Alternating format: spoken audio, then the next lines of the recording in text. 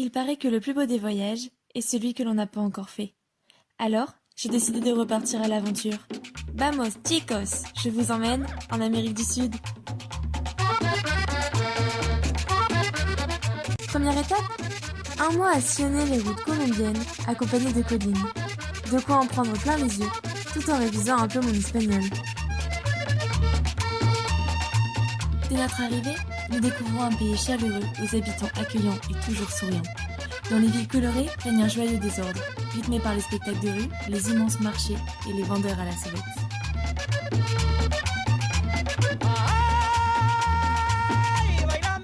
Entre les montagnes andines, la zona cafetera et ses fincas de café, la vallée des Cocora et ses palmiers les plus hauts du monde, en passant par les plages de la côte Caraïbe et le carnaval de Barranquilla, deuxième plus grand carnaval après celui de Rio de Janeiro, le temps passe vite.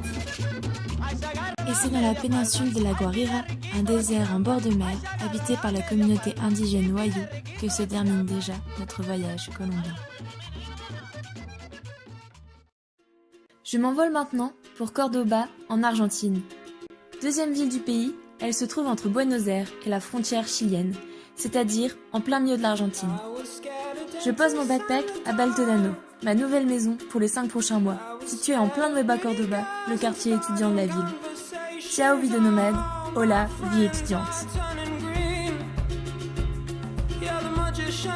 Baltodano, c'est une colocation de 14 personnes. 4 Argentins, un Chilien, 2 Péruviens, un Vénézuélien, un Mexicain, 2 Espagnols et 2 autres Français. Notre cher africano Guigui et une Esaïenne Tiffaine, ma muchachita argentina, avec qui je partage ma chambre, mais aussi la plupart de mon temps. Chacun apporte son grain de folie et sa bonne humeur, faisant de Baltodano un lieu rempli de joie, de rire et de moments de partage. Il y aura toujours quelqu'un de motivé pour aller explorer les alentours de Cordoba, ou encore mieux, pour aller faire la fête jusqu'au bout de la nuit.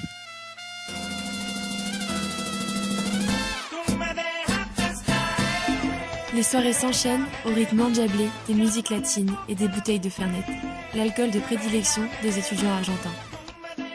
Je rencontre très vite les autres étudiants en échange et le Maria Maria, gratuit pour les Erasmus, devient rapidement notre QG de soirée. Et quoi de mieux pour renforcer les liens qu'un voyage étudiant à la découverte d'une des 7 merveilles naturelles du monde, les chutes Iguaçu. On entend les torrents d'eau bien avant de les apercevoir. L'air est chaud et chargé d'humidité. Iguaçu est d'une beauté enivrante, un lieu où la nature indomptée nous laisse comme désarmés et insignifiants face à tant de puissance.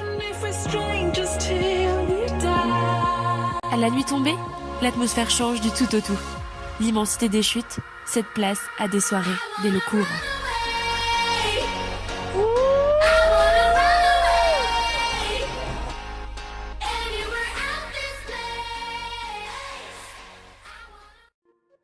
Mais revenons à Cordoba, où les premiers examens arrivent à grands pas.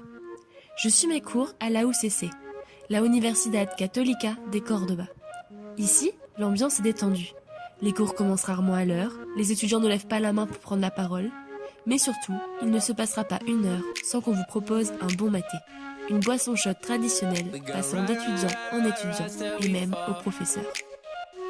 Tout se fait en espagnol, génétique, conservation du sol, sociologie et même un cours sur les lamas rythmeront nos semaines, ou plutôt demi-semaines, du mardi au jeudi. Nous laissons le temps de repartir à l'aventure. Nous retrouvons alors Justine, en Uruguay, un petit pays paisible aux longues plages de sable fin, bordé de stations balnéaires, mais surtout de petits villages atypiques, perdus au milieu des dunes.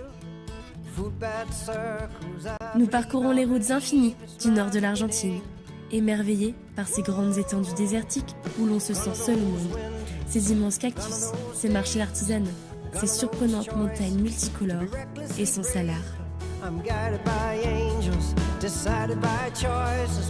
Direction enfin le Chili, où nous flânons dans les ruelles de Valparaiso, véritable terrain de jeu des artistes qui vous entraînent à leur suite dans un tourbillon de couleurs. Avant de partir explorer le désert d'Atacama, désert le plus aride au monde.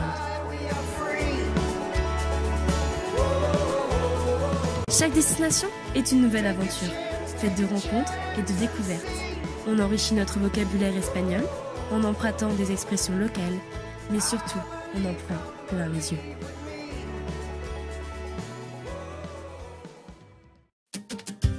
Il est parfois bon aussi de rester à Cordoba, afin de profiter des plaisirs simples de la vie argentine, comme les matchs animés de la Coupe du Monde de foot, une religion ici, ou encore les asados, véritable art culinaire qui permet de se réunir tout en dégustant une viande tendre et cuite à point.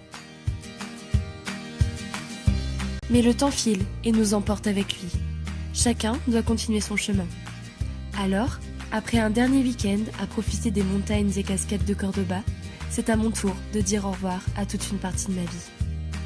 Je ne pourrai jamais assez remercier toutes les personnes que j'ai croisées sur ma route. Mes colocs, Aurore, Juliette, Sarah, Santi, Jenny et tant d'autres. Des personnes simples, au grand cœur, qui m'ont fait grandir et vivre des moments de bonheur à l'état pur. C'est donc le cœur lourd, les larmes aux yeux, mais la tête remplie de souvenirs inoubliables, que je quitte Cordoba, le seul endroit au monde où je ne m'appelle plus Bertille, mais Bertitier.